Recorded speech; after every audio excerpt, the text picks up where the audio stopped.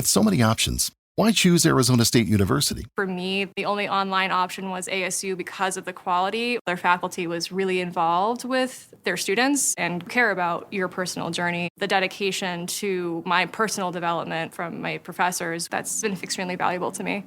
Earn your degree from the nation's most innovative university. Online. That's a degree better.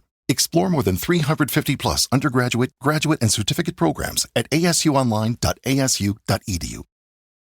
At Arizona State University, we're bringing world-class education from our globally acclaimed faculty to you. Earn your degree from the nation's most innovative university. Online. That's a degree better.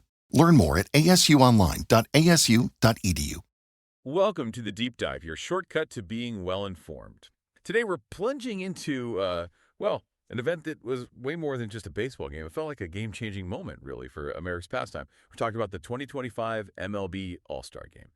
An unprecedented finish, honestly, left everyone buzzing. So we've done our deep dive into the source material for you, mostly looking at excerpts from MLB All-Star Game 2025, Swing Off decides thrilling classic and, related stuff. Our mission here is to pull out the key nuggets, the important insights, help you understand not just what happened, but why it was so historic, and maybe what it hints at for baseball's future. We're going to unpack the drama, the heroes, definitely talk about the surprising rule changes that made it all happen. Okay, let's set the scene right off the bat. The National League, they beat the American League, final score 7-6. But here's the kicker. This wasn't just any old win. It got decided by the first ever home run swing-off in All-Star history. Wild stuff. Happened at Truist Park, Atlanta, Georgia, Tuesday, July 15th, 2025, the 95th Midsummer Classic, and man, did it deliver. But, okay, before we get to that absolutely incredible finish, let's rewind a little. What really set the stage for this All-Star Game? Like, what made it feel special even before the first pitch? Yeah, it's interesting how the whole thing built up. Truist Park in Atlanta, Georgia, that was the spot. And picking Atlanta, it brings the game to a city just soaked in baseball history. Hank Aaron, especially. Right. Huge connection there. Exactly. The game itself was Tuesday, July 15th, 2025, 8:00 p.m. Eastern start. And the managers, you had Dave Roberts for the NLL, Dodgers, Aaron Boone for the AL, Yankees, both guys, fresh off the World Series the year before. And the starting pitching matchup, oh man, it was electric, like a dream for anyone who loves seeing high velocity. For the National League, you had Paul Skeens, Pittsburgh Pirates, his second straight All-Star start. Wow, second straight. Yeah, and he was just dominant, hit 100 mile per hour on 4 pitches, perfect first inning, came in with like a major league best 2.1 ERA. Incredible numbers. And for the American League, Tarek Skubal, Detroit Tigers, his first All-Star start, and his fastball, blazing, ranked second only to Skeens in average velo. So serious heat from both sides. You said electric. And the rosters themselves, just packed with talent, right? That mix of veterans and the exciting young guys. What kind of star power did we see? Oh, totally stacked. The roster for this 25 All-Star game was just loaded. NL lineup, you had guys like Shohei Ohtani leading off for the Dodgers, Ronald Acuna Jr., Freddie Freeman, Manny Machado, plus exciting talents like Pete Crow Armstrong. Yeah. And then sluggers like Pete Alonso, Corbin Carroll, just power everywhere. Deep lineup. For sure. And the AL, just as impressive. Aaron Judge, Vladdy Guerrero Jr., Cal Raleigh. Pretty much every at-bat felt like must-watch TV. And beyond just the players, this game also debuted something pretty significant technologically speaking. The robot umpire, or, the automated ball strike challenge system, the ABS, first time in an All-Star game. Okay, how did that go? Pretty well, actually. 4 out of 5 challenges were successful. It kind of hints at a major shift, for umpiring tech. Yeah, fewer arguments maybe. Could be.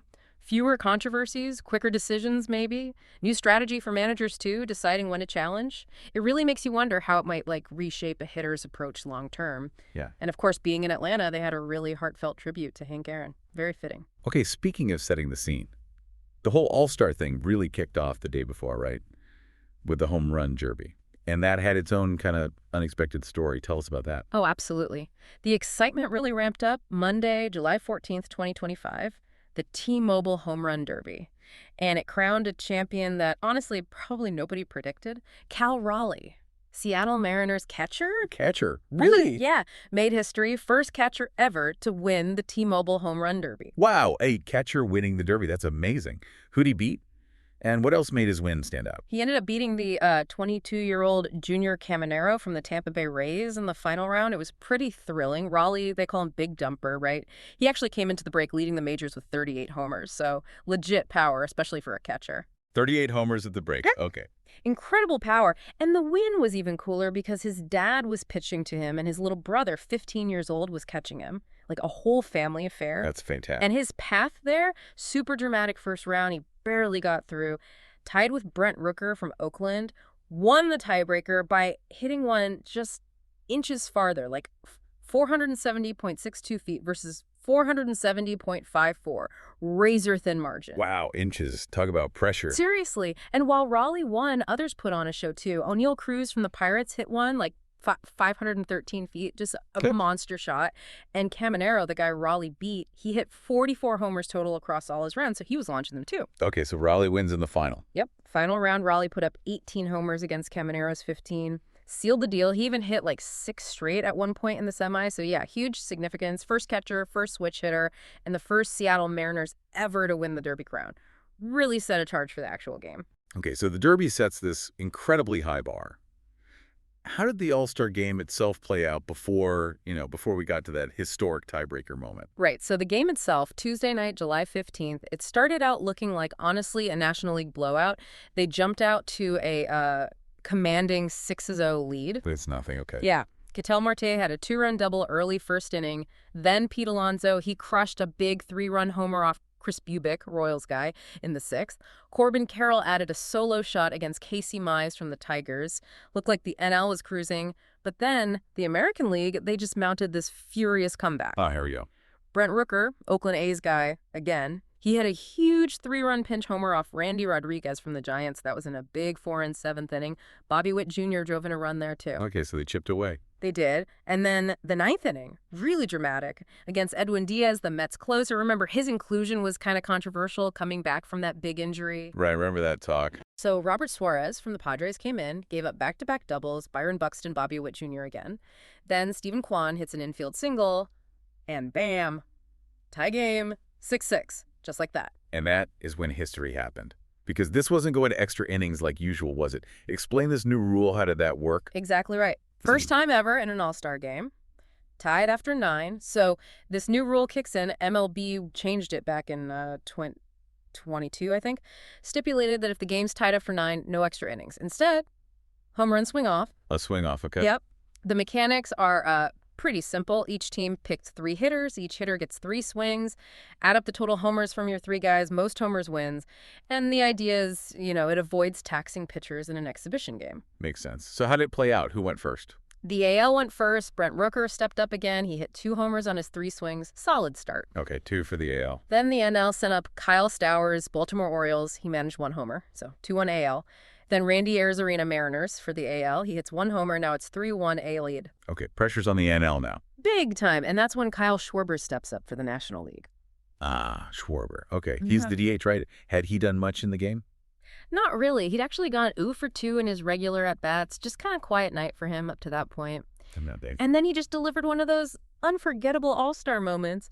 3 swings, 3 home runs, just absolutely crushed him. Put the National League ahead just like that. 3 for 3. 3 for 3. The distances were like 428 feet, 461 feet. And the last one, the clincher, only 382 feet, but he hit it from one knee. Just pure drama. No way. From one knee. That's incredible. Totally incredible. And that sealed it. The NL needed those homers. Jonathan Aranda for the AL had one last chance, hit a ball hard off the top of the wall, but it didn't get out. So National League wins 7-6. Wow. Just wow. And Schwarber, obviously. An unanimous MVP, yeah. Kyle Schwarber, 2025 Ted Williams All-Star Game MVP, only the 2nd Phillies player ever to win it and the first DH. His performance in that swing-off, that's going to be on highlight reels for a long, long time. It's absolutely legendary finish. Okay, so beyond the crazy finish and the plays on the field, what else kind of stood out from this Midsummer Classic? You mentioned the tech. Any other innovations or broader takeaways? Yeah, looking bigger picture, this game really felt like it highlighted how the league is trying to evolve. You know, broadcasting-wise, it was on FOX, streaming options too.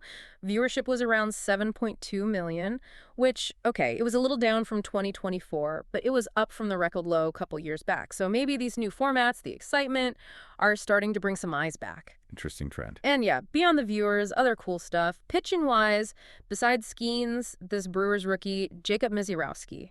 Another kind of controversial pick because he'd only pitched like 5 MLB games. Really? 5 games. Yeah, but man, he was throwing absolute smoke, over 102-mile-per-hour, just electric stuff. We talked about the robot challenge system, 4 for 5, successful, definitely showed potential. And what I thought was cool was the focus on like fan engagement. They had player mics, those talkback segments during the broadcast. Yeah, I like those. Gives you some cool insight, right? Hearing directly from the guys on the field. Oh, and the uniforms. Big deal for some fans. After years of, the special all-star jerseys getting criticized, they went back to regular team jerseys, whites for the NL, mostly grays for the AL. A lot of people seemed happy about that. Felt more classic. And you had great analysis to guys like Ken Rosenthal on MLB Network giving context. Okay, so let's try and wrap this all up. This 2025 All-Star Game, man. You had Cal Raleigh, the catcher, making history winning the Derby. You had unbelievable pitching, young guys throwing fire, a huge comeback by the American League, setting up the drama, and then the defining moment, the first ever home run swing-off. And right in the middle of it, Kyle Schwarber becomes this instant legend, wins the MVP with that clutch 3-homer performance. Just incredible. Absolutely. And if you kind of connect the dots, look at the bigger picture. This game really showed the league isn't afraid to adapt, to innovate. It showed how, maybe these new formats like the swing off can genuinely boost fan engagement and create these super thrilling endings. It felt like a real shot in the arm for the Midsummer Classic, maybe setting a new kind of standard. Definitely easy thinking. Yeah, and maybe it raises a question for you, the listener, to chew on.